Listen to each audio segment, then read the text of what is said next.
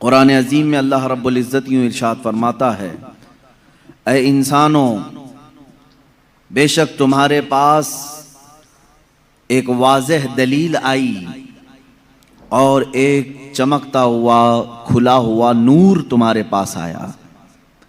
ये वाज़ेह दलील क्या है और ये रोशन नूर क्या है?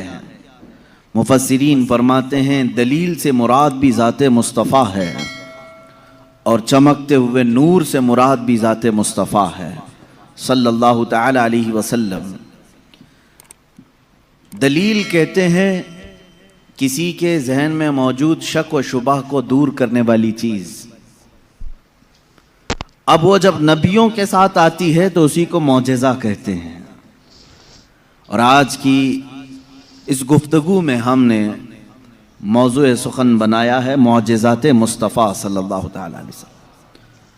अल्लाह के नबी सल्लल्लाहु तआला अलैहि वसल्लम के मौजज़ात, ये अरबिक वर्ड है मौजिज़, जिसका मतलब होता है आजिज़ करने वाली चीज़, सामने वाले को ढेर कर देना, उसको अरबी में कहते मौजिज़ कर दिया। ये नबियों के साथ अल्लाह तबारक व तआला ने एक कुव्वत ऐसी भेजी कि वो अपनी हक्कानियत के लिए दलील के तौर पर कोई ऐसी चीज़ जाहिर फरमाते हैं जो आम इंसानों के समझ में ना आ सके, उसी को मौजज़ा कहते हैं। मौजज़े की चंद शर्तें हैं, ये याद रखें। नबी से सादिर होगी तो मौजज़ा है। कोई झूठा आदमी ऐसा करतब करके दिखाए तो उसे जादू कहा जा सकता है, शौबदाबाजी कहा जा सकता है। अल्लाह का नबी अपनी हक्कानियत के लिए, अपने रसूल होने के लिए, अपने नबी होने के लिए जो दलील पेश करता है वही मौजज़ा है। तकरीबन सारे नबियों को अल्लाह ताला ने इस शान से दुनिया में मबूस फरमाया, किसी न किसी मौजज़े के साथ ही उन्हें भेजा। सारे नबियों के मौजज़ात इस मुख्तसर सी मजलिस में गिनाए नहीं जा सकते, लेकिन नबी जो मौजज़ा लेकर के आता है वह अपनी कौम के दरमियान जिस चीज़ की ज़रूरत होती है, जिस चीज़ का माहौल होता है, वही लेकर के आता है। अब मिसाल के तौर पर मूसा अलैहिस्सलातु तस्लीम का ज़माना जादूगरी का ज़माना था। बड़े बड़े जादूगर अपने अपने करतब दिखाते थे, जिसको नज़रबंदी कह सकते हैं आम आप, या उसको आप मैजिक समझ लें। आज भी मैजिशियन है, वो सिर्फ नज़रों का धोखा होता है। मैजिशियन को खुद मालूम होता है कि मैं कोई चीज़ बदल नहीं सकता। कुछ लोग तो नज़र चुरा करके इतनी तेज़ काम करने के माहिर होते हैं कि वो चीज़ को बदलते भी नहीं। आस्तीनों में कबूतर रख करके खींच करके दिखा देना, या फिर पानी के गिलास में से फूल फेंक देना, ये नज़रों का धोखा है, जिसको शौबदाबाजी कहते हैं। बाज़ाब्ता उसकी आज क्लासें भी चलती हैं, लोग सीखते भी हैं। ज़माने मूसा अलैहिस्सलातु तस्लीम में जो करतब दिखाए जा रहे थे वो तो जादू का कमाल था। ये वो ज़माना था जब लोग जादू करते थे और बहुत सारी चीज़ों को बदल करके दिखा देते थे। इसीलिए फिरौन ने मूसा अलैहिस्सलाम के मुकाबले के लिए जादूगरों को ही बुलाया था, इसका मुकाबला करो। और जादूगरों ने मूसा अलैहिस्सलाम के सामने जो चीज़ पेश की वो छोटी छोटी रस्सियों को ज़मीन पर फेंक कर सांप बना करके दिखाया। सब सांप बन करके ज़मीनों पर दौड़ रहे थे। अल्लाह ताला ने मूसा अलैहिस्सलाम को उस ज़माने का जो मौजज़ा अता किया था वो आपका असा है। जब वो ज़मीन पर डालते तो अज़दहा सांप बन जाता था, फिर अगर उसे पकड़ लेते तो फिर लकड़ी हो जाता। मूसा अलैहिस्सलातु तस्लीम ने जादूगरों के मुकाबले में अपने आसा को ज़मीन पर फेंका, वो बड़ा सांप और अज़दहा बन करके सारे जादूगरों के सांपों को एक ही सांस में निगल गया। अब उस सांप की हैबत ऐसी थी कि वहाँ जो मौजूद थे जादूगर, उन्होंने कहा आमन्ना बिरब्बि मूसा व हारून, हम सब मूसा और हारून के रब पर ईमान ले आए। दूसरा जादू तो अब उन्हें दिखाना भी नहीं था, सीधे वो ईमान की बात कर गए। तो नबी जो है अपने मौजज़े से सामने वालों का आजिज़ कर देता है। इसमें वाकई में आपने समझा कुछ अगर ये आम लोगों के पास दिखाया जाता तो जाहिर सी बात है हम समझ लेते कि हाँ, आम आदमियों को इस तरह करके दिखाएंगे तो उनके जहनों पर हुकूमत तारी हो जाएगी। लेकिन मूसा अलैहिस्सलाम ने उन लोगों को आजिज किया था जो ऑलरेडी जादूगर थे, वो जानते थे चीजों को बदलना, तो वो आजिज कैसे हो गए? एक बार जिंदगी में मूसा अलैहिस्सलाम की लकड़ी को सांप बनते हुए देखकर वो अपनी पुरानी सारी चीजें छोड़कर ईमान लाने पर कैसे तैयार हो गए? उनको चाहिए था कि एक और दूसरा जादू ट्राई करते। मेरे अजीजों, मालूम यहां ये होता है कि जादू जो है वो नजरों का धोखा होता है। जो जादूगर रस्सियों को सांप बनाए थे उन्हें मालूम था कि यह हकीकत में रस्सी है, उस जादूगर को वो रस्सी दिखती थी, अवाम को सांप नजर आता था। जादूगर को वो चीज हकीकत में वही दिखती है जो होती है, लेकिन लोगों को बदल करके दिखती है। जादूगरों को ये मालूम होता है।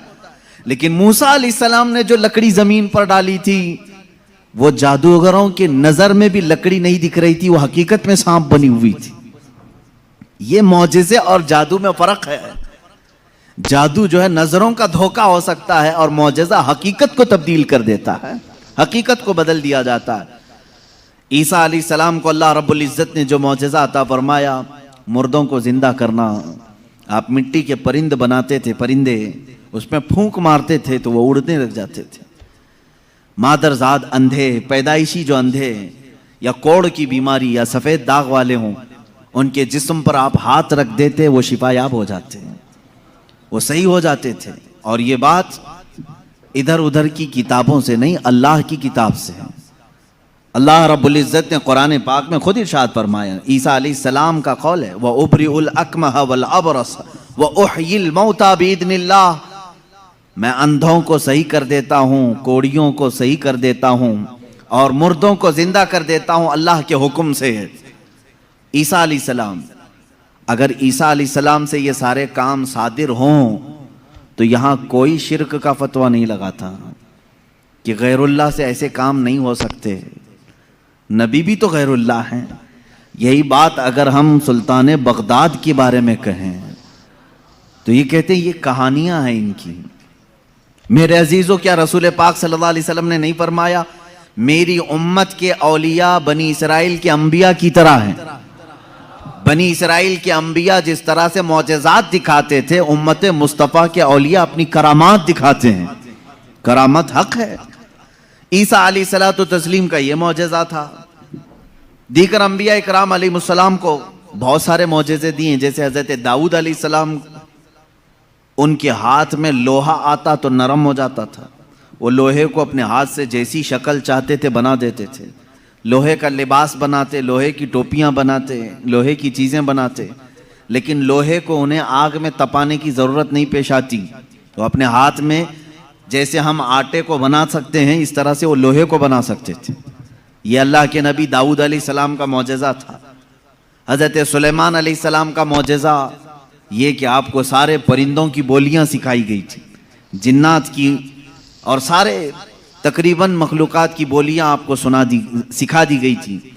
और दूसरी चीज़ आपको मौजज़े में ये दिया गया कि सुलेमान अलैहिस्सलाम जिस तरफ चाहते हवा उस तरफ चलती। फसख्खरना लहुर रीह, अल्लाह फरमा रहा है हमने हवा को उनके लिए ताबे बना दिया था, उनके मुसख्खर कर दिया था। फिर इतना ही नहीं, आज से तकरीबन 4000 साल पहले सुलेमान अलैहिस्सलाम ने अपने तख्त को हवा में उड़ाया है। ये एरोप्लेन का ज़माना नहीं था, वो टेक्नोलॉजी का दौर नहीं था, लेकिन सुलेमान अलैहिस्सलाम के हुक्म से तख्त हवा में उड़ता और जिस तरफ आप चाहते उसी तरफ आपको वो सफ़र भी कराता। यह आपका मौजज़ा था। जिन्नात पर आपको हुकूमत दी गई थी।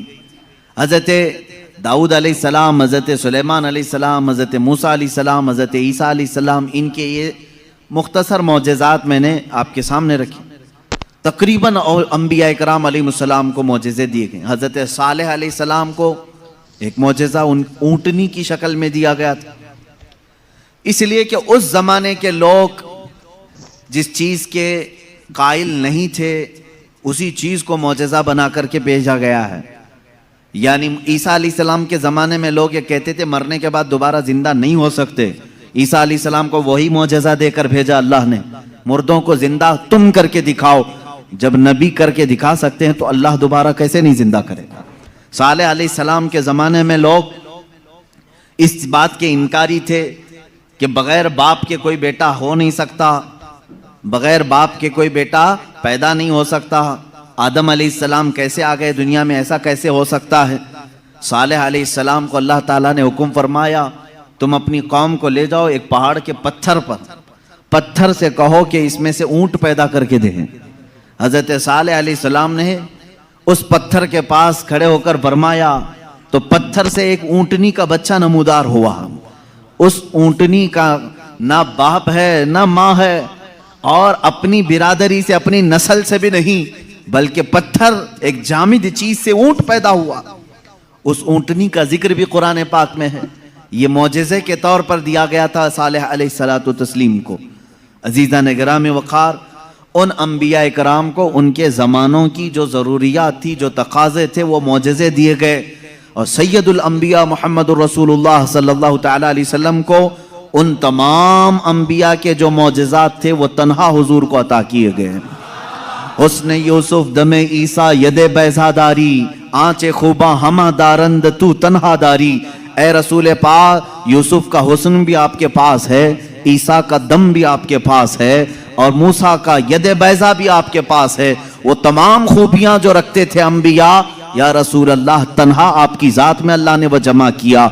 इमाम इश्क़ व मोहब्बत ने फरमाया, ज़ात हुई इंतखाब वस्फ हुए लाजवाब, ज़ात हुई इंतखाब वस्फ हुए लाजवाब, नाम हुआ मुस्तफ़ा तुम पे करोड़ों दुरूद।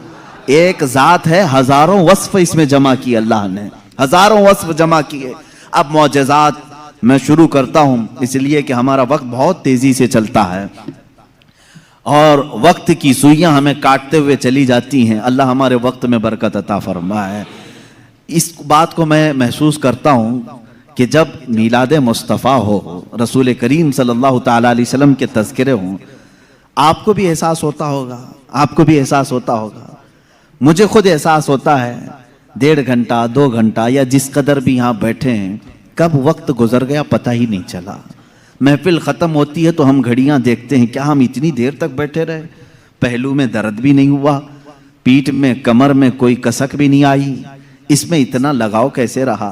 अजीज़ा ने गिराम वक़ार, इससे बाज़ उलमा ने यह मसला अख़ज़ किया कि जब मोहब्बत करने वाला मुहिब अपने महबूब के तज़किरे में रहता है तो उसे वक्त का अंदाज़ा नहीं होता। इसीलिए लोगों ने कहा क़यामत का दिन अगरचे 50,000 साल का हो, अगरचे 50,000 साल का हो, लेकिन जो लिवाउल हम्द के नीचे आ गया वो मेरे मुस्तफ़ा की शान बयान कर रहा होगा। यहां तक कि क़यामत का ये 50,000 साल का जो एक दिन है, रिवायात में बताया गया है, आशिकाने मुस्तफ़ा को ऐसा लगेगा जैसे बिजली चमकी और खत्म हो गई। लोग कहते हैं क़यामत आई भी और चली भी गई। वो लंबा दिन उनके लिए भारी होगा जो गुस्ताखी रसूल में अपने पेट मरोड़ते रहते हैं, उनके लिए भारी होगा जिनके सीने रसूलुल्लाह की मोहब्बत से मुनव्वर नहीं है। अजीज़ा ने गिराम वक़ार, यही बात तो कब्र में भी है। यही बात, बाज लोगों को दफन किया जाता है, तज़किरा सुने और जी लगा करके सुने। मेरे आका की महफिल में बैठे तो सुस्ती और काहिली नहीं, बल्कि इसके आदाब हैं। आप वजू से बैठें, हमतन गोश होकर बैठें। हल्की सी भी सुस्ती आए तो अपने आप को कोसें कि नहीं, मैं मुस्तफ़ा करीम की मीलाद में बैठा हूँ, मेरे आका के तज़किरे में बैठा हूँ। बाज लोगों को दफन किया जाता है। कब्र की जिंदगी मालूम है कितनी सख्त होती है। कहा गया वहां का 1 मिनट 1 साल के बराबर हो सकता है। मुर्दे पर वक्त ही नहीं गुजरता, वक्त ही नहीं जाता, वो रोज इंतजार करता है, रोज इंतजार करता है। लेकिन बाज मैयतें वो हैं जिन पर वक्त बहुत तेजी से गुजर जाता है। यहां तक कि कयामत का सूर फूंका जाता है, कब्रें खोली जाती हैं, लोगों को उठाया जाता है, तो बाज मुर्दे ये कह करके उठते हैं, बारे इलाहा इतनी जल्दी कयामत आ गई, कल ही तो मेरे घर वालों ने दफन किया था, आज मैं मैदान महशर में जमा हो गया। जबकि वो 500 साल सो चुके होंगे, 1000 साल सो चुके होंगे। फर्क क्यों? बाज मुर्दों पर वक्त नहीं बीतता, बाज लोगों पर वक्त तेजी से चला जाता है, वजह यह है कि जिसकी कब्र में जलवे मुस्तफ़ा नजर आ जाए, मेरे आका सल्लल्लाहु तआला अलैहि वसल्लम उसकी कब्र में आ जाएं और वो जलवे जहां आरा को देखने में मसरूफ हो, तो कयामत का सूर फूंक दिया जाएगा, वो उन्हीं जलवों में मस्त हो चुका होगा और उसे वक्त का एहसास नहीं होगा। ऐ अल्लाह हमें उस जमात में शामिल फरमा। अब हम मौजज़ात मुस्तफ़ा सल्लल्लाहु तआला अलैहि वसल्लम की तरफ चलते हैं। अल्लाह के नबी सल्लल्लाहु तआला अलैहि वसल्लम को मेरे मौला ने जो मौजज़े दिए थे वह अलग अलग हैं, हिस्सी मौजज़े, मानवी मौजज़े। आप सल्लल्लाहु तआला अलैहि वसल्लम का सबसे बड़ा मौजज़ा क्या है, मैं उसको आखिर में अर्ज करता हूं, लेकिन एक बात याद रखें, हुजूर की पूरी जिंदगी मौजज़ा है, सब पूरी जिंदगी मौजज़ा है। आपके जो बयानात हैं वो हदीसें और मौजज़ा हैं। हुजूर पाक सल्लल्लाहु तआला अलैहि वसल्लम का चलना फिरना उठना बैठना सब मौजज़े की शक्ल में है, इसलिए कि इस तरह की चीजें आम आदमी कर नहीं सकता। जो ये दावा करे कि मैं हुजूर के बराबर हो सकता हूं, मुआज़ल्लाह रब्बिल आलमीन, उसको आज हमारा बयान जरूर सुनना होगा। मौजज़ात मुस्तफ़ा सल्लल्लाहु तआला, एक एक चीज हुजूर सल्लल्लाहु तआला अलैहि वसल्लम की जिंदगी पूरी कायनात को आज भी चैलेंज कर रही है, आजिज करके रखी है। तू कौन सी खेती से निकलकर बराबरी का दावा करता है? हुजूर अकरम सल्लल्लाहु तआला अलैहि वसल्लम की जात सुतूदा सिफात, अल्लाह के नबी सल्लल्लाहु तआला अलैहि वसल्लम के बचपन की बात लेते हैं, आज पैदा हुए, मीलाद मुक़द्दस है और ज़माने रसूल सल्लल्लाहु तआला अलैहि वसल्लम में यानी विलादत के ज़माने में मक्का का माहौल था कि बच्चे परवरिश के लिए दायाओं के पास दे दिए जाते थे। वजह यह थी कि बच्चा शहर की गहमा गहमी से दूर रहे, उसकी जुबान महफूज रहे। देहात वालों की जुबानें वहाँ अच्छी होती थी, अरबी, और शहर में होता यह था कि हर जगह के लोग मक्का में आते थे, मिक्स ना हो जाए, तो मक्का वाले खास तौर पर अपने बच्चों की जुबान की हिफाजत के लिए शुरू के चंद दिन किसी दाया के पास रखते थे।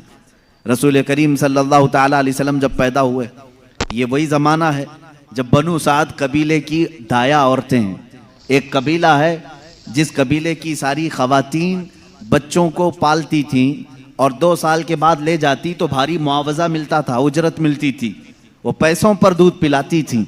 इसी एतबार से बनु साद कबीले की ख़वातीन मक्का में आई। उन्हीं ख़वातीन में एक हलीमा सादिया भी हैं। वो कहती हैं जब मक्का पहुँचे मेरी ऊँटनी लंगड़ी थी, जिसकी वजह से मैं ताख़ीर से पहुँची। सारी औरतें मक्का में जो नौमौलूद बच्चे थे सबके पास गईं और उनसे भावताव किया, मुआवजा तय किया और बच्चे ले लीं। हज़रत हलीमा सादिया कहती हैं मैं ताख़ीर से पहुँची, तकरीबन बच्चे जा चुके थे, एक बच्चा बाकी था, वो आमिना का दुर्रे यतीम था। मैं वहाँ आई, मैंने देखा और उसके बाद पूछा कौन है इस बच्चे का सरपरस्त? कहा बच्चे की विलादत से 6 माह पहले ही इसके वालिद का विसाल हो चुका है। हलीमा कहती है मैं छोड़कर बाहर चली आई। मैं निकल आई कि बाप है नहीं बच्चे का, मैं अगर दूध पिला भी दूं 2 साल के बाद मुझे उजरत देगा कौन? कौन मुआवजा देगा? वो कहती हैं फिर पूरा मक्का छान मारी, लेकिन अब कोई बच्चा नहीं मिला। शाम हो गई थी, शोहर साथ में था। हलीमा सादिया से शोहर ने कहा ऐ हलीमा, खाली हाथ जाने से बेहतर है कि वह यतीम को साथ ले जाएं, यतीम दुर्रे यतीम है, साथ ले जाएं। हलीमा सादिया कहती है मैं दोबारा वापस आमिना के घर आई। आमिना रज़ी अल्लाह ताला अन्हा कहती हैं ऐ हलीमा, सुबह तुम बच्चे को देख कर गई थी, फिर वापस आई? कहा हाँ, हम खाली हाथ जाने से बेहतर समझती हैं कि इस दुर्रे यतीम को ले जाएं। हज़रत आमिना ने कहा ले जाना चाहे तो ले जाओ, लेकिन तुम्हारी उम्मीदों के मुताबिक हम मुआवजा नहीं दे सकेंगे, तुम्हारी उम्मीदों के मुताबिक हम उजरत नहीं दे सकेंगे। आमिना ने कहा, हलीमा सादिया ने कहा ठीक है, अब खाली हाथ न जाने का हमने अहद किया है, बच्चे को ले लेते हैं। हलीमा सादिया उस वक्त तक बच्चे को अपने गोद उठाई नहीं थी, सिर्फ देख करके गई थी। गोद में जब लिया, हलीमा सादिया कहती हैं मेरे पेशानी से लेकर तलवों तक ठंडक पहुंच गई थी। पहली मर्तबा गोद में लिया, उसके बाद उसके शोहर हलीमा सादिया के साथ वो बाहर आई। कहती हैं कि मेरी सारी साथियाँ, मेरी सहेलियाँ जो बनु साद कबीले की ख़वातीन थीं, वो जा चुकी थी और सारे सफर पर थी। मेरी ऊँटनी लंगड़ी और फिर ताखीर भी अलग। मैं बच्चे को लेकर के उसी लंगड़ी ऊँटनी पर बैठी। अल्लाह अकबर, ये पहला मौजज़ा मेरे आका का है। ऊँटनी जो लंगड़ी थी बिल्कुल सेहतयाब हुई और इतनी तेज दौड़ने लगी, इतनी तेज। हलीमा सादिया कहती हैं बनु साद कबीले में सबसे पहले मैं हाजिर हुई। मेरा बच्चा जिसको मैं लेकर आई थी अब्दुल्लाह का दुर्रे यतीम, सबसे पहले बनु साद में हाजिर हुई। और काफ़ी देर के बाद दूसरी सहेलियां हमारी बच्चों को ले आई। उन्होंने आते ही हमसे पूछा, हलीमा तेरी ऊँटनी तो लंगड़ी थी, तेरी ऊँटनी कमज़ोर और लागर थी, तू पीछे रह गई थी, इतनी तेज कैसे आ गई? हलीमा सादिया कहती हैं हाँ ऊँटनी मेरी लंगड़ी थी लेकिन सवार बहुत ही आला था। जैसे ही ये बच्चा इस ऊँटनी पर सवार हुआ, न जाने इसमें ताकत कहाँ से आई, सबसे पहले मैं हाजिर हुई। सारी औरतों ने महसूस किया ये एक मौजज़ा नहीं। बनु साद जो कबीला है वो आज भी है ताइफ के करीब, आज भी वो कबीला है हलीमा सादिया का कबीला जिसको बनु साद कहते हैं। उस कबीले वालों का बयान है कि ये रात ऐसी थी, पूरे बनु साद कबीले की बकरियों के दूध से थन भर चुके थे। सारे कबीले वालों की बकरियों के थन दूध से भर चुके थे। हलीमा सादिया कहती हैं जब मैं बच्चे को घर में ले आई तो अजीब सी राहतें और बरकतें और हवाएं चलने लगी। लोगों ने महसूस किया आज तक बनु साद कबीले में ऐसी खुशगवार हवाएं आई नहीं थी, लेकिन लोगों ने बाद में ये महसूस किया यह हलीमा सादिया के घर जो बच्चा आया है उसी की बरकतें हैं। एक के बाद दीगरे लोगों ने मौजज़े देखे भी। हलीमा सादिया की जो बेटी हैं शैमा, जो हुजूर सल्लल्लाहु अलैहि वसल्लम की दूध शरीक बहन है, हुजूर की दूध शरीक बहन है, वो कहती हैं मैं मोहम्मद सल्लल्लाहु ताला अलैहि वसल्लम को गोद में लेकर रात में बैठती थी। 1 साल के नहीं थे, 9 माह के थे जब मैं गोद में लेकर बैठती थी। तारीक रातें हों या उजाली रातें हों, खुले आसमान के नीचे मैं आकर बैठती। मोहम्मद अरबी सल्लल्लाहु अलैहि वसल्लम की परवरिश में हलीमा का घराना लगा है। कहती हैं हम मालदार नहीं थे, खेल खिलौने वाली चीजें हमारे घर नहीं होती थी, लेकिन शैमा कहती हैं जब मोहम्मद मेरी गोद में होते रात को 14वीं का चांद चमक रहा होता और मोहम्मद सल्लल्लाहु अलैहि वसल्लम गोद से उंगली को यूं उठाते, चांद इधर चला जाता, कभी चांद इधर जाता, गोद में उंगली जिस तरफ करते वो चांद उधर ही झुक जाता था। आला हजरत इमाम इश्क व मोहब्बत फाजिल बरेलवी रदी अल्लाह ताला नु यूं फरमाते हैं चांद झुक जाता उधर, उंगली उठाते महद में, क्या ही चलता था इशारों पर खिलौना नूर का, क्या ही चलता था इशारों पर खिलौना नूर का। सुबह तैबा में हुई बटता है बाड़ा नूर का, सदका लेने नूर का आया है तारा नूर का। अजीजा ने गिरामी, खिलौना बना है कौन? जिससे पूरी दुनिया आज तक खेल ना सकी, वो मोहम्मद अरबी सल्लल्लाहु अलैहि वसल्लम का खिलौना बना है। ये मेरे आका सल्लल्लाहु अलैहि वसल्लम के मौजज़ात, गोद के मौजज़ात हैं, गोद के मौजज़ात हैं। अब मैं यहां पर एक बात ये बताना चाहता हूं, उन लोगों के जहन को मैं साफ करना चाहता हूं जो लोग ये कहते हैं हुजूर सल्लल्लाहु ताला अलैहि वसल्लम 40 साल के बाद नबी बनाए गए, 40 साल के बाद नबी बनाए गए। बहुत सारे लोगों ने किताबों में भी लिख दिया। मेरे अजीज बात को समझा करो, नबी बनाए गए ये जुमला तवज्जो, और हमारा अकीदा ये है 40 साल के बाद हुजूर ने अपने नबी होने का ऐलान फरमाया। नबी बनाए गए अलग चीज है, वो नबी कब बनाए गए थे ये खुद रसूल पाक से पूछो, आप कब नबी बनाए गए थे? इनकी किताबों से न पूछेंगे, हम हुजूर से पूछते हैं। मेरे आका फरमाते हैं कुन्तु नबिय्यन व आदम बैनल माई व तीन, मैं तो उस वक्त भी नबी था जब आदम को पानी और मिट्टी में गूंधा जा रहा था। आदम अलैहिस्सलाम के खमीर को गूंधा जा रहा था, उस वक्त भी मैं नबी था। ये अल्लाह के हबीब सल्लल्लाहु अलैहि वसल्लम ने फरमाया। और ये लोग कहते हैं 40 साल के बाद नबी बनाए गए। अच्छा चलो ठीक है, इस हदीस को अगर नहीं मानते, मौजज़ा कब दिया जाता है? मौजज़ा कब दिया जाता है? जब नबी अपनी नबूवत को जाहिर कर दे, उसे लोगों को कायल करना रहता है, ईमान की तरफ बुलाना होता है, अपनी हक्कानियत की दलील पेश करनी होती है, तब नबी मौजज़ा दिखाएगा। यहां मोहम्मद अरबी सल्लल्लाहु अलैहि वसल्लम गोद में जो मौजज़े दिखा रहे हैं, हलीमा सादिया के घर जो मौजज़े दिखाए जा रहे हैं, तुम्हारे कौल के एतबार से 40 साल के बाद नबी हुए थे ना, तो मौजेज़े तो 40 साल बाद दिखना चाहिए। हलीमा सादिया की गोद में जो मौजेज़े दिख रहे हैं, इससे पता चलता है वो पैदाइशी नबी थे। ऐलान का हुक्म 40 साल के बाद अल्लाह ने दिया। वो नबी नबूवत लेकर के दुनिया में आए। अजीज़ा ने गिरामी, ये मौजेज़ात की इब्तिदा हलीमा सादिया के घर से हुई और उसके बाद एक दो नहीं कई मौजेज़े। हलीमा सादिया रज़ियल्लाहु तआला अन्हा की बेटी शैमा कहती हैं 2 साल की उम्र से पहले ही हुजूर पाक सल्लल्लाहु तआला अलैहि वसल्लम आम इंसानों की तरह बड़े नहीं हुए हैं। 9 महीने की उम्र में तो आप तीर चलाते थे और बराबर निशाने पर, और कभी आपने हकला करके बात नहीं की, जैसे बच्चे तुतला कर हकला कर बात करते हैं। अल्लाह के हबीब सल्लल्लाहु अलैहि वसल्लम ने जब गुफ्तगू फरमाई, निहायत फसीह अरबी में गुफ्तगू फरमाई। फरमाती हैं कि एक भी ऐसा टूटा हुआ जुमला मोहम्मद से हमने सुना नहीं। यह हजरत हलीमा सादिया फरमाती। अजीज़ा ने गिरामी, शैमा कहती हैं 1.5 साल की उम्र में मेरे साथ मोहम्मद सल्लल्लाहु अलैहि वसल्लम बकरियां चराने के लिए आ जाते थे। बकरियां चराने के लिए आते थे। वो कहती हैं जब बकरियां चराने के लिए मोहम्मद सल्लल्लाहु अलैहि वसल्लम जाते थे जंगल में या सहरा में, जहाँ पर भी मामला, वो कहती हैं मैं एक आध बकरी को लेकर जाती, लेकिन मोहम्मद सल्लल्लाहु अलैहि वसल्लम के साथ सारी बकरियां होती। फ़र्क ये था कि मैं धूप में चरा रही होती, लेकिन हमेशा मोहम्मद सल्लल्लाहु अलैहि वसल्लम पर बादल का एक टुकड़ा साया बना रहता था, हमेशा छाँव रहती थी। कभी धूप बराए रास्त उनके रुखसारों को नहीं मारती, उनके रुखसारों पर नहीं पड़ती। यह हज़रत शैमा कहती हैं, हलीमा सादिया की बेटी कहती है एक दिन ऐसा हुआ, मोहम्मद अरबी सल्लल्लाहु तआला अलैहि वसल्लम 1.5 साल या 2 साल की उम्र के आसपास हैं। अचानक 2 लोग आए और उनको कोई पहचानता नहीं था।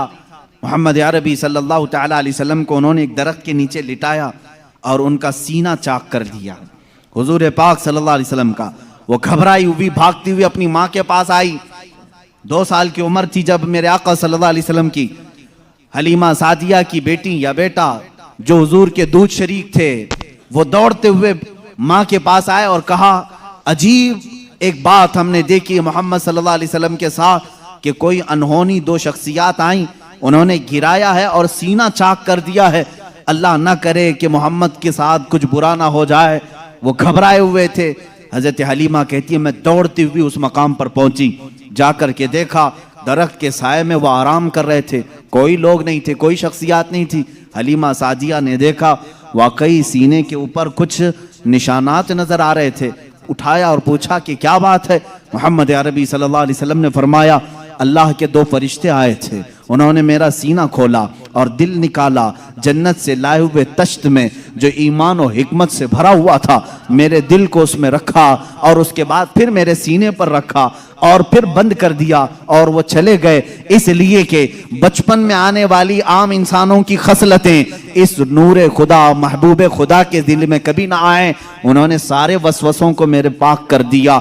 ये 2 साल की उम्र में शक्के सदर का मौजज़ा इसको कहते हैं। क्या कहते हैं? शक्के सदर, सीना फट जाने वाला ये जो मौजज़ा है। हुजूर पाक सल्लल्लाहु अलैहि वसल्लम की जिंदगी पाक में 4 मरतबा इस तरह से हुआ। सीना शक हुआ, फरिश्तों ने आपका दिल मुबारक निकाला, जन्नती पानी से और जन्नत की नूर और हिकमत से भर दिया। मेरे अजीजों, फिर मैं सवाल करता हूं, तुम तो कहते हो 40 साल बाद नबी हुए, फिर ये मौजज़ा 2 साल की उम्र में कैसे पेश आया? मौजज़ा नबूवत के बाद मिलना चाहिए। नबी होने वाला अपनी नबूवत की दलील के लिए लोगों के सामने मौजज़ा पेश करता है। ये तो मैंने बचपन के वो हालात बताए।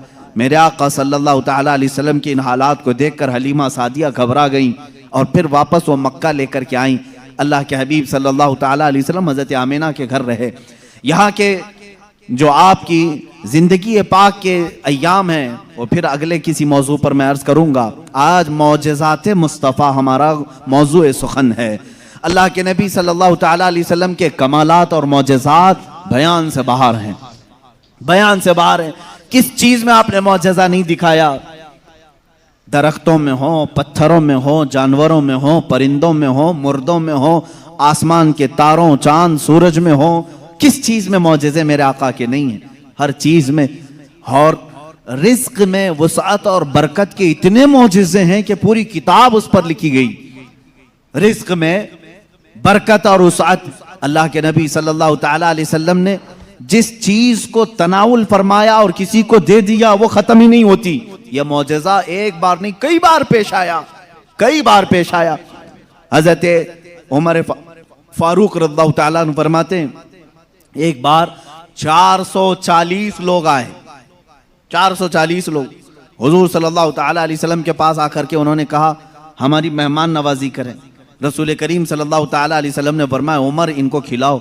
हजरत उमर ने कहा आका मेरे पास एक ही आदमी का खाना है, एक आदमी, ये 440 हैं।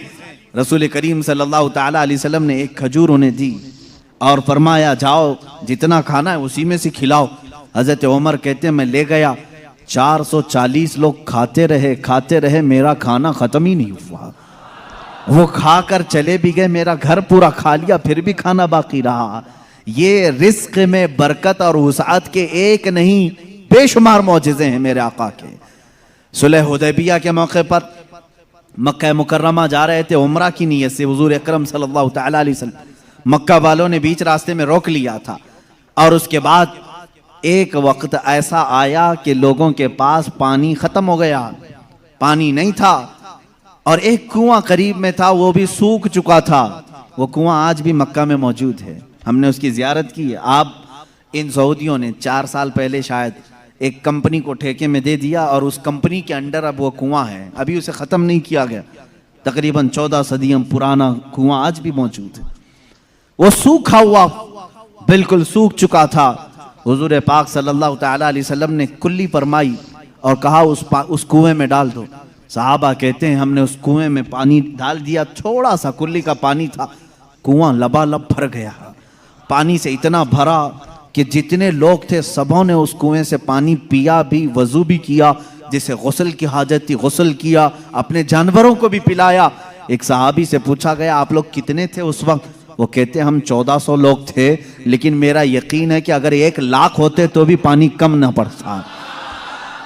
और उसके बाद वो कुआं कभी सूखा नहीं, आज भी पानी उसमें मौजूद है। और एक कुआं बीरे शिफा जिसको कहते हैं, उसके मुतालिक मैंने ये सुना है कि वो निहायत ही खारी पानी, कड़वा पानी जानवर भी नहीं पीते थे। अल्लाह के नबी सल्लल्लाहु ताला अलैहि वसल्लम बदर से वापसी के मौके पर उसमें अपना लुआब पाक डाला, वो पानी आज भी मीठा है, आज भी मीठा है। इन सऊदियों ने उसमें सीमेंट भर दिया, डामर डाल दिया, तारकोल डाला, केमिकल डाला, उनके एतबार से ये शिर्क है। ये सब सुन्नी लोग आते हैं तबर्रुक समझ करके इस पानी को निकालते हैं, इसकी कोई असल नहीं, इसकी कोई सनद नहीं, इसका कोई सबूत नहीं।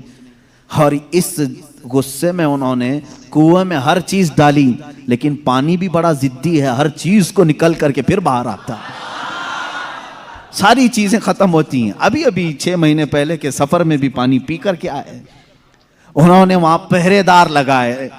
आज भी पता नहीं बुग़्ज़ किस बात का है, बुग़्ज़ किस चीज का है। तुम्हें सिनेमा थिएटरों से तकलीफ नहीं हुई, बीरे शिफा से इतनी तकलीफ? तुम्हें बीच खोलने में शर्म और हया नहीं आई? मुस्तफ़ा करीम सल्लल्लाहु ताला अलैहि वसल्लम के उशाक और मोहब्बत करने वाले अगर तारीख की किसी चीज को दिल और जान से यकीन के साथ अमल करते हैं और उन्हें शिफा भी मिलती है, तो इनके पेट में दर्द क्यों होता है? हैरत की बात है। अजीज़ा ने गिरामी वकार, एक बात, एक फार्मूला तो मुझे समझ में आता है, हर आदमी अपने बड़ों की रविश पर चलता है, हर आदमी अपने आकाओं को जरूर खुश करता है। अल्हम्दुलिल्लाह हम उन तबर्रुकात पर मर मिटते हैं, जान देते हैं, इसलिए कि हमारे आकाओं का तबर्रुक है। और ये हर उस चीज को मिटाने की कोशिश करते हैं, इसलिए कि ये भी अपने आकाओं की नस्ल में से हैं। यहूदी हमेशा चाहते थे कि नाम मुस्तफ़ा मिटा दिया जाए, हमेशा चाहते थे, तौरात में खुरच खुरच करके नाम निकाले इन्होंने। लेकिन आला हज़रत फाजिल बरेलवी रज़ियल्लाहु ताला अन्हु ने ये फरमाया, तू घटाए से किसी के न घटा है न घटे, जब बढ़ाए तुझे अल्लाह ताला तेरा, मिट गए मिटते हैं मिट जाएंगे आदा तेरे, न मिटा है न मिटेगा कभी चर्चा तेरा। हुजूर पाक सल्लल्लाहु ताला अलैहि वसल्लम की कोई चीज तुम तारीख से नहीं मिटा सकोगे। बहरहाल रिज्क में बरकत और वसाअत के बेशुमार मौजज़ात हैं। एक बार तो कमाल की बात है, मकाम ज़ूरा पर हुजूर पाक सल्लल्लाहु ताला अलैहि वसल्लम तशरीफ फरमाए। यहाँ सहाबा कहते हैं हमारे पास पानी फिर खत्म हो गया। पानी कुछ भी नहीं था, ना कुआं करीब में था, कुआं था तो कुल्ली फरमाई, कुएं का पानी बाहर आया। हजरत मूसा अलैहिस्सलाम का मौजज़ा याद होगा आपको, आपने लकड़ी से पत्थर पर मारा एक मर्तबा, 12 चश्मे बाहर निकले। कुरान पाक में है, कुरान ने फरमाया फनफजरत मिन हुस्नता अशरत आइना, 12 चश्मे पानी के निकले थे। और इसलिए कि उनकी उम्मत में 12 कबीले थे, 12 कबीलों के लिए 12 चश्मे निकल गए। किस चीज से मूसा अलैहिस्सलाम ने मारा? अपने असा से। किस पे मारा? पत्थर पे। पत्थर से 12 चश्मे निकले। मुस्तफ़ा करीम सल्लल्लाहु ताला अलैहि वसल्लम सफर में, सहाबा तशरीफ लाए, शिकायत की पानी की। अल्लाह अल्लाह, मैं यहाँ पर अकीदे पर कुर्बान जाऊं सहाबा के, उनसे क्यों नहीं कहते पानी बरसाना, पानी देना अल्लाह का काम है। वो सहाबा हुजूर के पास बार बार क्यों आ जाते थे? खाना नहीं है तो हुजूर के पास, पानी नहीं है तो हुजूर के पास, बीमारी है तो हुजूर के पास। इसलिए कि उन्हीं सहाबा का अकीदा बरेली के इमाम ने लिया है, जिनका कहना था शाफियो नाफी हो तुम, वाफियो काफी हो तुम, दर्द को कर दो दवा, तुम पे करोड़ों दुरूद, आंख अता कीजिए उसमें जिया दीजिए, जलवा करीब आ गया तुम पे करोड़ों दुरूद। वो मांगने के लिए आते थे मेरे आका सल्लल्लाहु अलैहि वसल्लम की बारगाह में, और जिन्होंने कहा रसूलुल्लाह से मांगना हराम है, माअज़ल्लाह रब्बिल आलमीन, उनको अल्लाह ताला ने ऐसों का मोहताज बनाया, दर दर की ठोकरें खाते हुए आज भी जलील व खार है। इसीलिए मेरे इमाम ने कहा है, जो तेरे दर से यार फिरते हैं, दर बदर यूं ही खार फिरते हैं, दर बदर यूं ही खार फिरते हैं। हमें फख्र है इस बात पर, हम मोहताज हैं तो मदीने के ताजदार के रसूल करीम सल्लल्लाहु ताला अलैहि वसल्लम से मांगेंगे। इसलिए मांगते हैं कि रब है मोती ये है कासिम, रिस्क उसका है खिलाते ये हैं, रिस्क उसका है खिलाते ये हैं। हम खालिक समझकर, हम रसूलुल्लाह को राज़िक समझकर नहीं जा रहे हैं, बल्कि वो रज़्ज़ाक़े हकीकी के नायब हैं। इसीलिए आला हज़रत फाज़िल बरेलवी ने फरमाया है कि रब है मोती ये है कासिम, रिस्क उसका है खिलाते ये हैं। बखुदा खुदा का यही है दर, नहीं और कोई मफर मखर, जो वहां से हो यहीं आके हो, जो यहां नहीं तो वहां नहीं। यह आला हज़रत ने फरमाया। बहरहाल रसूल करीम सल्लल्लाहु ताला अलैहि वसल्लम के पास अब सहाबा आए पानी की शिकायत लेकर के, पानी यहां पर भी नहीं है। हुजूर पाक सल्लल्लाहु अलैहि वसल्लम ने फरमाया कुआं भी करीब नहीं, तालाब भी करीब नहीं, पत्थर भी करीब नहीं। एक सहाबी से कहा कि बर्तन कुछ है तुम्हारे पास? कहा एक बर्तन में इतना पानी है कि या तो पी सकता हूं या तो वजू कर सकता हूं। हुजूर पाक सल्लल्लाहु अलैहि वसल्लम ने फरमाया वही ले आओ। बर्तन को करीब रखा और अपना दस्ते मुबारक उसमें रखा। सहाबा फरमाते हैं हर उंगली पाक से पानी के चश्मे जारी थे, जैसे फव्वारे निकलते हैं, फाउंटेन जिस तरह होते हैं। हुजूर पाक सल्लल्लाहु ताला अलैहि वसल्लम की उंगलियों से चश्मे निकलने लगे। फिर इमाम अहले सुन्नत फाजिल बरेलवी फरमाते हैं उंगलियां हैं फैज पर, टूटे हैं प्यासे झूम कर, उंगलियां हैं फैज पर, टूटे हैं प्यासे झूम कर, नदियां पंजाब रहमत की हैं जारी। वाह वाह, पंजाब रहमत की। पंजाब रहमत का मतलब पंजाब जो हमारा है इसको इसलिए पंजाब कहते हैं, 5 नदियां हैं वहां पर।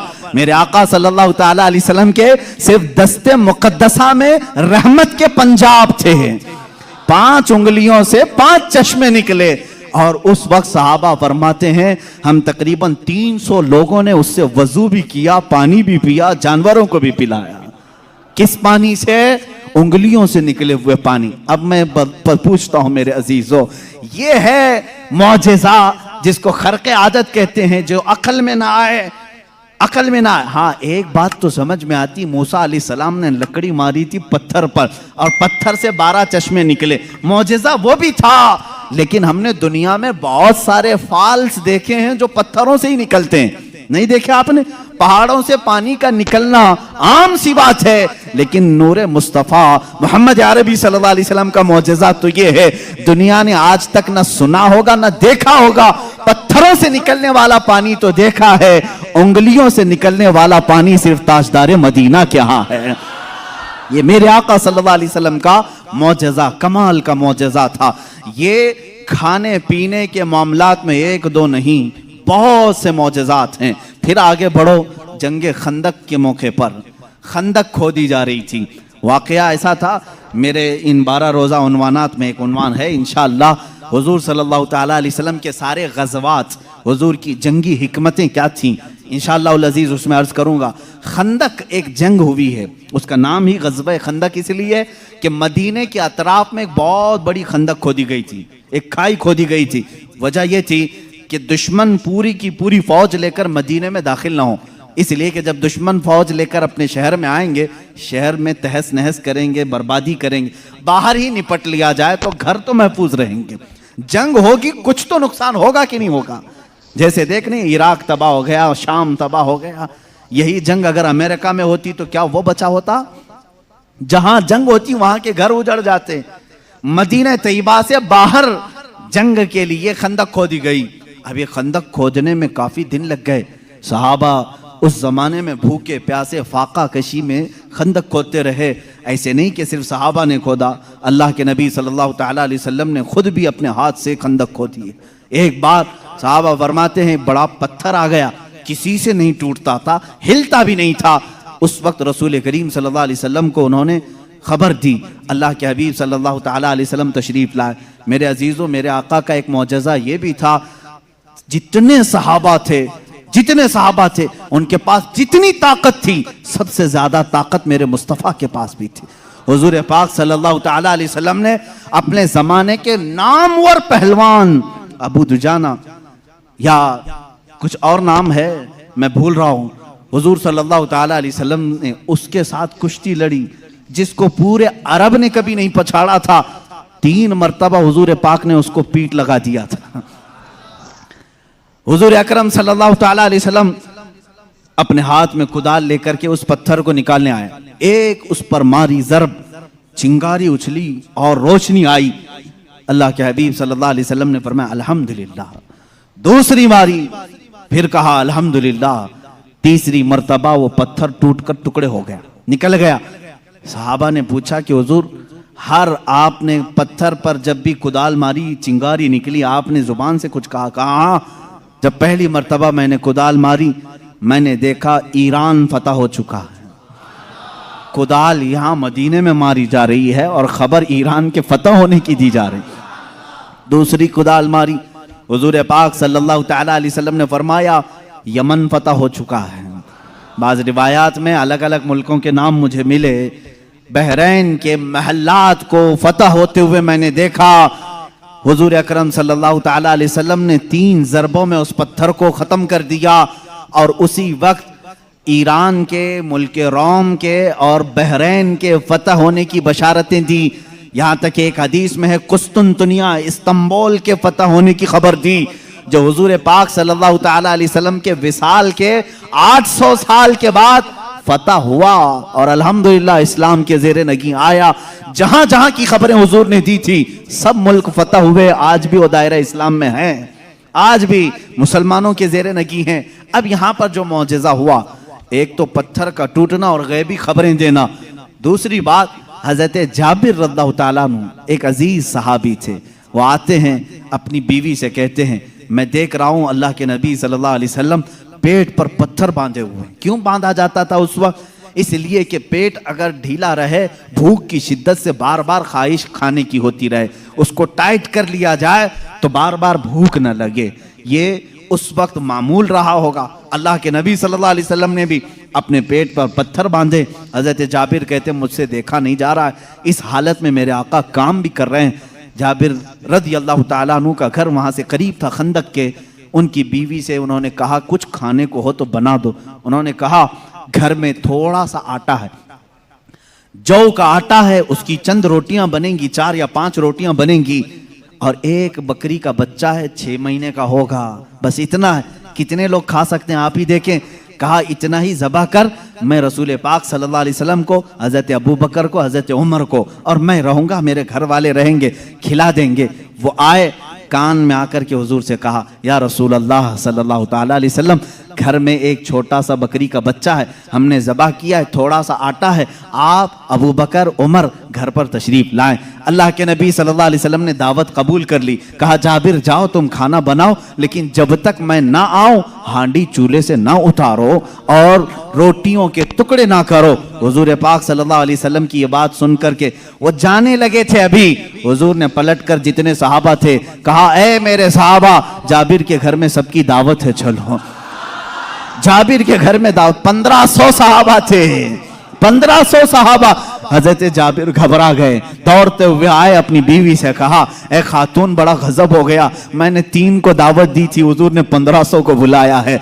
उनकी शरीक हयात एक सहाबिया थी, तवक्कुल के आला दर्जे पर थी, पूछती हैं, ए जाबिर आपने बुलाया है या रसूलुल्लाह ने बुलाया है?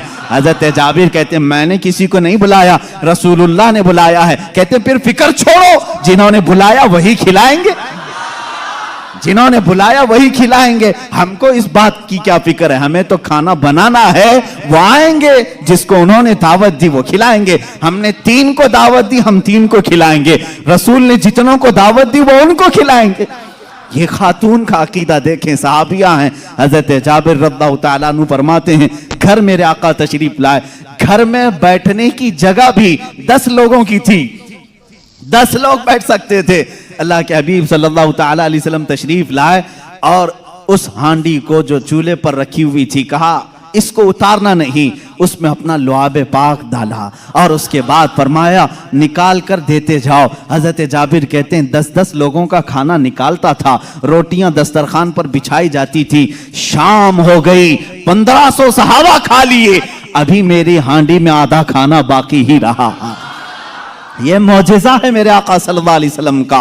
रिस्क में वुसअत और बरकत सिर्फ लुआबे पाक से जो बराबरी का दावा करते हैं वो भी अपने घर की हांडियों में थूक के दिखाएं, तुम्हारे घर वाले ना खाएं।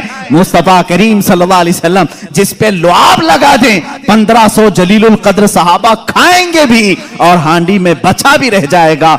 अजीजा ने गिरामी, बराबरी का दावा ना करो, वरना थूकोगे तो मर जाओगे तुम्हारे घर में। कभी जहर ना हो जाए तुम्हारे थूक में, थूकोगे तो बच्चे मर भी जाएंगे। बहरहाल ये मौजिज़ा एक ही नहीं पेश आया, 3-3 मौजिज़े यहां पर आए, 3-3 मौजिज़े हजरत जाबिर के घर में तन्हा। हुजूर पाक सल्लल्लाहु ताला अलैहि वसल्लम दावत के लिए आए भी।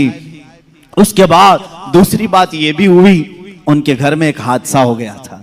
उनके घर में हादसा ये हुआ, बकरी को ज़बह किया था बाप ने, हजरत जाबिर ने, उनके 2 बच्चे थे, दोनों बच्चों ने देखा और बड़े बच्चे ने छोटे बच्चे को बुलाया, आ मैं तुझे दिखाता हूं अब्बा बकरी को ज़बह कैसे कर रहे थे। छुरी लिया और छोटे बेटे को ज़बह कर दिया, गला काट दिया और जैसी खून निकलने लगा, मां ने देखा, घबराई, बच्चे को पकड़ने के लिए कि चाकू उसके हाथ में थी, वो दौड़ता हुआ छत पर चढ़ा और पांव फिसला, छत से गिरा, नीचे गिरते ही सर पर चोट आई, वहीं फौत हो गए। एक साथ 2 बच्चों का इंतकाल किस वक्त, जिस वक्त हुजूर की दावत घर में हो रही। हजरत जाबिर को मालूम नहीं था, वो खाना बनाने का हुक्म देकर चले गए थे, यहां दोनों बच्चे फौत हो चुके थे। लेकिन उस वफा शियार खातून के जज्बे को हजारों सलाह, दोनों बच्चों की लाशों को उठाई, घर के एक कोने में लेकर आई और उन पर चादर डाल दिया।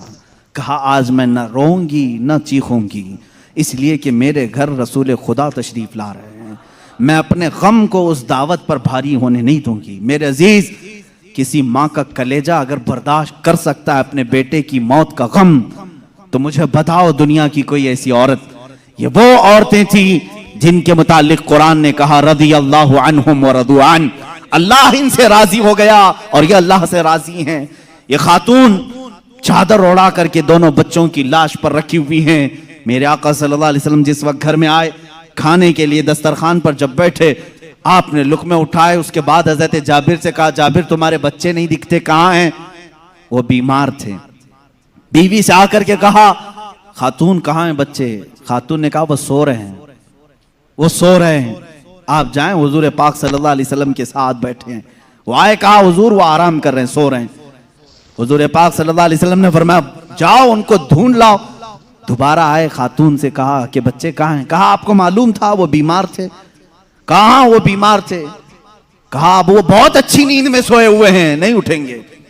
खातून ये कह रही हैं, अपने शोहर को तक जाहिर नहीं किया। हजरत जाबिर दोबारा तीसरी बार मेरे आका सल्लल्लाहु अलैहि वसल्लम ने फरमाया, जाबिर मुझे अल्लाह का हुक्म है कि मैं तेरे बेटों के साथ खाऊं। हुजूर पाक सल्लल्लाहु अलैहि वसल्लम दस्तरखान से उठ गए, खाना रखा हुआ था, अंदर खुद चल करके आए, खुद पूछा कि कहाँ सो रहे हैं, मुझे भी दिखा दो। हजरत जाबिर की खातून जो थी, बीवी थी, वो उस कमरे में ले गई, लाशों पर से चादर उठाया। हजरत जाबिर कहते हैं मैं देख करके दहल गया, बच्चों की लाशें हैं। अल्लाह के नबी सल्लल्लाहु तआला अलैहि वसल्लम करीब गए, दोनों बच्चों के हाथों को पकड़ा और कहा बहुत देर से हम तुम्हारे इंतजार में, उठो दस्तरखान बिछा है। दोनों बच्चे अपने कपड़े झाड़ते हुए खड़े हो गए। मूसा ईसा अलैहिस्सलाम के मुर्दों को जिंदा करने का मौजज़ा तुमने सुना होगा। नबी रहमत सल्लल्लाहु तआला अलैहि वसल्लम अपने गुलामों के घर में जो फौज शुदा शहजादे थे उन्हें जिंदा भी किया और अपने दस्तरखान पर बिठाया भी। और ये बच्चे सिर्फ थोड़ी देर के लिए जिंदा नहीं हुए थे, फिर एक लंबी जिंदगी इन्होंने गुजारी मेरे आका की सोहबत में और हदीसें भी रिवायत की। ये हुजूर अकरम सल्लल्लाहु अलैहि वसल्लम का मौजज़ा। दो मौजज़े एक ही घर में। तीसरा मौजज़ा ये है, ये रहमत आलम सल्लल्लाहु तआला अलैहि वसल्लम जिस घर पर जाएं उस घर के रहम और करम की बातें ना पूछो, वहां बरकत ही बरकत है। पूरा खाना खाकर जब सहाबा चले जा रहे थे, सारी हड्डियों को जमा किया। मेरे आका सल्लल्लाहु अलैहि वसल्लम ने फरमाया वही बकरी का 6 माह का बच्चा था। अल्लाह के नबी सल्लल्लाहु अलैहि वसल्लम ने कहा ए बकरी खड़ी हो जा। बकरी अपना कान झाड़ते हुए खड़ी हो गई। हजरत जाबिर को उनकी बकरी वापस दी गई। अजीजा ने गिरामी, ये मुस्तफ़ा करीम सल्लल्लाहु तआला अलैहि वसल्लम के नाज हैं और उनके अंदाज हैं। जिस घर में गए सारों को खिलाया भी और खिलाने वाले के बच्चों को भी जिंदा किया, बकरी को भी जिंदा किया। तुम्हारा माल तुम्हें दे दिया गया और सबको खिला भी दिया गया। रिस्क में वुसअत और बरकत के एक दो नहीं बेशुमार मौजज़े हैं अल्लाह के नबी सल्लल्लाहु तआला अलैहि वसल्लम के। मेरे अजीजों, इनके अलावा जो मौजज़ात बड़े हैं, जिसको शक्कुल कमर का मौजज़ा कहा गया है और रद्दे शम्स का मौजज़ा कहा गया है। शक्कुल कमर चांद के टुकड़े कर देना, रद्दे शम्स सूरज को फेर देना, ये बड़े मौजज़ात में से है जिनके तज़किरे अहादीस की किताबों में है और सही अहादीस में मौजूद है। मक्का मुकर्रमा में भी जादूगर थे, लोग जादू समझते थे। उस वक्त अल्लाह के नबी सल्लल्लाहु तआला अलैहि वसल्लम से कई लोगों ने जिन जिन मौजज़ात का सवाल किया, हुजूर पाक ने वो उन्हें करके दिखाया। एक अराबी शख्स, एक देहाती आया और उसने कहा ऐ मोहम्मद अरबी सल्लल्लाहु तआला अलैहि वसल्लम, मैं आपको अल्लाह का रसूल कैसे मान लूं? मेरी अकल है, आप किसी उस्ताद के पास नहीं गए, मैंने कभी आपके मुतालिक सुना नहीं कि कोई उस्ताद आपको पढ़ाया, फिर भी आपके जुबान से जो अल्फाज निकलते हैं वो कमाल के हैं। बहरहाल मैं आपको अल्लाह का रसूल कैसे तस्लीम करूं? हुजूर पाक सल्लल्लाहु तआला अलैहि वसल्लम ने उससे पूछा कि क्या मैं तुझे ये सामने वाले दरख्त से कहलवा दूं कि मैं अल्लाह का रसूल हूं, तू मान लेगा? उसने कहा हाँ मान लूंगा, दरख्त भला बात भी कर सकता है। हुजूर पाक सल्लल्लाहु अलैहि वसल्लम ने फरमाया जा उस दरख्त से कह दे अल्लाह के रसूल बुला रहे हैं। हुजूर ने नहीं बुलाया, उस देहाती से कहा, ये बात तवज्जो चाहता हूं, इस नुक्ते को समझो। हुजूर हुक्म दे दरख्त आ जाना चाहिए ना।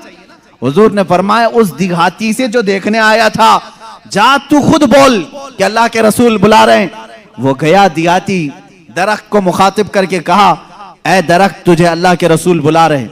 हदीस पाक में वो दरख्त अपने जड़ों समेत बाहर आया, काफी बड़ा दरख्त है और झूमते हुए जैसे पिंडलियों पर इंसान चलता है बारगाह मुस्तफा में आया और ऐसे झुका जैसे इंसान रुकू में झुकता है। और उसके बाद उस दरख्त से आवाज आने लगी अशहदु अन्नका रसूलुल्लाह, गवाही देता हूं कि आप अल्लाह के रसूल हैं। अल्लाह के नबी सल्लल्लाहु अलैहि वसल्लम ने फरमाया दरख्त तो अपने मकाम पर वापस चला जा। वो दरख्त फिर वहीं चला गया जहां था वहीं। आज भी मक्का मुकर्रमा में उस दरख्त की जगह पर एक मस्जिद बनाई गई है। ये तुर्कियों की बदौलत बनी थी, वहाबियों की बदौलत नहीं। उस मस्जिद को मस्जिद शजरा कहते हैं, दरख्त वाली मस्जिद। उस देहाती ने बाद में कहा ऐ अल्लाह के रसूल, जब दरख्त आपको अल्लाह का रसूल मानते हैं और सजदा करते हैं, उनसे ज्यादा हक तो इंसानों का है। मैं सजदा करूं आपको, मैं अल्लाह का रसूल मानूं। अल्लाह के नबी ने फरमाया, अल्लाह ने अपने अलावा किसी और के लिए सजदा हलाल नहीं किया, सजदा सिर्फ अल्लाह का होगा। हाँ, उसने कलमा तैयबा पढ़ा और ईमान लाया। मैं यहां बताना चाहता हूं, मौजज़ा वो है रसूल जो कह दे वो हो जाए, लेकिन यहां तो रसूल ने दरख्त को नहीं कहा, इस देहाती ने जाकर कहा। वो भी अभी ईमान नहीं लाया था, ईमान लाने से पहले जाकर कहा, ऐ दरख्त तुझे रसूल बुला रहे हैं। पता चला रसूल का गुलाम जो होता है, रसूल से जिसकी निस्बत हो जाए, जिसका कनेक्शन मजबूत हो जाए, वो भी अगर मखलूकात को हुक्म दे दे तो उसके हुक्म की वो पाबंदी करते नजर आते हैं, उसके हुक्म की पाबंदी करते नजर आ। दरख्त से पूछते अगर तुम, ऐ दरख्त क्या तू एक देहाती की बात मानकर अपनी जमीन की जड़ों से निकल आया? ये देहाती भला है कौन, तू इसकी बात कैसे मान लिया? तो दरख्त तुम्हें अपने आलम अरवाह में गालिबन ये जवाब दे दे। वो कहेगा, नादान तू ये ना देख कि वो देहाती मुझे बुलाने आया था, ये देख वो किसके हुक्म से आया था। जिसका हुक्म था उसके हुक्म पर मैं बजा लाने के लिए इस अमल को किया। अजीजा ने गिरामी वक़ार, ये दरख्तों के मौजज़े ये ऐसे नहीं हैं कि सिर्फ हम लोगों ने लिखे हैं। तारीख के औराक आज इस बात के शाहिद हैं कि मक्का के कुफार और मुशरिकीन भी इन मौजज़ात को देखते रहे। इन मौजज़ात को उन्होंने देखा, दरख्त का निकल करके आना, हिरन का बात करना हुजूर से, ऊंट का बात करना, भेड़िए का गुफ्तगू करना, ये मक्का वालों ने सुना भी है। फसी अरबी जुबान में एक भेड़िया गुफ्तगू कर रहा था मक्का में। एक आदमी ने, मक्के वाले ने देखा भेड़िया गुफ्तगू कर रहा है अरबी में, उसका शिकार इसने छीन लिया था। उसने कहा, अल्लाह ने जो मुझे रिस्क दिया तूने छीन लिया। इसने पलट करके कहा, क्या जानवर भी अरबी बोलते हैं? उस भेड़िए ने जवाब क्या दिया सुनिए। उस भेड़िए का जवाब वाशिक रसूल होगा। उसने कहा, ए नादान, जानवर का बात करना इतने ताज्जुब की बात नहीं, इससे बड़े ताज्जुब की बात तो यह है अल्लाह का सबसे मुकद्दस रसूल मक्का में है और तू ईमान नहीं लाता। इससे बड़ा ताज्जुब यह है। इसी से समझ में आता है कि जानवर भी ये जानते हैं कि अल्लाह के रसूल सबसे आला व अफजल हैं, अशरफ और अकलमल है।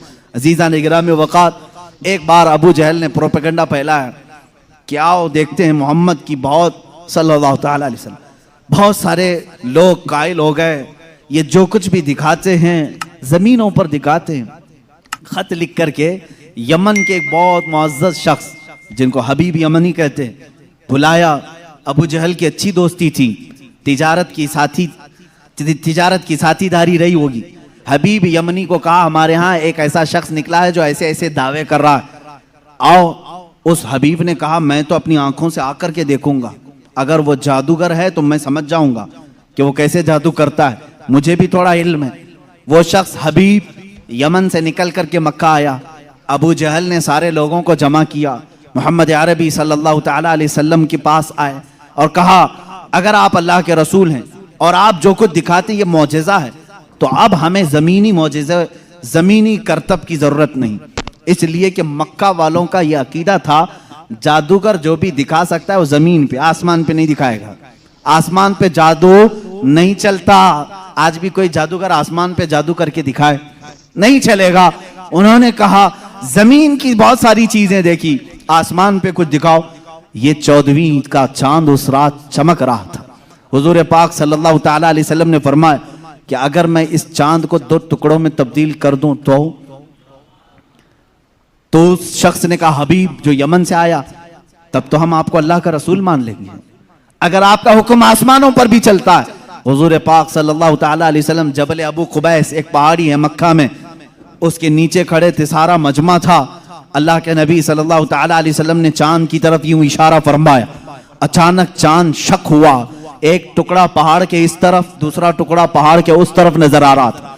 ये ऐसा नहीं कि करतब दिखाने वाले यूं तोड़कर यूं बिठा दें। अल्लाह के हबीब सल्लल्लाहु अलैहि वसल्लम ने जो शक्कुल कमर का मौजज़ा दिखाया, वो आधी रात तक टुकड़ों में ही रहा।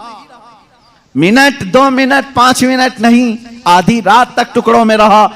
और ये बात सिर्फ मक्का वालों ने नहीं, जादू हो तो सामने वालों को दिखे, मियाँ अब तो कमाल आसमान पर हुआ है, चांद एक शहर में तुलू नहीं होता, पूरी दुनिया में तुलू होता है, पूरी दुनिया में। अब मैं आपको बताऊं चंद तारीखी बातें। हिंदुस्तान की सरजमीन पर भी चांद के टुकड़े होते हुए देखा था। राजा चिरमन, जो कासरगोड केरला के रहने वाले, आज भी उस राजा का फोर्ट मौजूद है। वहां से उसने चांद के 2 टुकड़े हुए देखा और उसने इस रात को नोट करके रख लिया कि फला फला रात चांद के 2 टुकड़े होते हुए मैंने देखा है। फिर जब हजरत मालिक बिन दीनार तशरीफ लाए, हिंदुस्तान आए और उनके कमालात को देख करके उसने कहा एक रहस्य है, एक मुअम्मा है जो हल नहीं होता। मैंने एक रात चांद के 2 टुकड़े होते हुए देखा है। हजरत मालिक बिन दीनार ने कहा वो मेरे आका की उंगलियों की बरकत थी। कहा वो कौन है, कहाँ रहते हैं? कहा वो मक्का मुकर्रमा में है। रसूल करीम सल्लल्लाहु ताला अलैहि वसल्लम के मुतालिक मालिक बिन दीनार ने जब बताया, उस राजा ने उसी वक्त सफर का इरादा किया और अपने कुछ साथियों के साथ सफर के लिए रवाना हुआ। मक्का मुकर्रमा पहुंचा भी और इस्लाम की दौलत से मुशर्रफ भी हुआ। जहां तक ये तारीख मिलती है, वापसी में दरमियानी रास्ते में उसका इंतकाल हुआ और मस्कत सलाला के करीब गालिबन जो ओमान में एक शहर है, वहां पर तदफीन भी अमल में आई। आज भी मज़ार मुबारक है। ये तारीख की वो सच्चाइयां मैं आपको बता रहा हूं। सिर्फ मक्का के काफिरों ने मौजज़े शक्कुल कमर नहीं देखा, हिंदुस्तान को भी फख्र है इस बात पर कि हमारे दरमियान से भी अगरचे वो कुफ्र। दोस्तों, उम्मीद है ये बयान आपको बहुत ज्यादा पसंद आया होगा। अगर ये बयान आपको पसंद आया हो तो हमारे चैनल को सब्सक्राइब और वीडियो को लाइक करना बिल्कुल ना भूलें।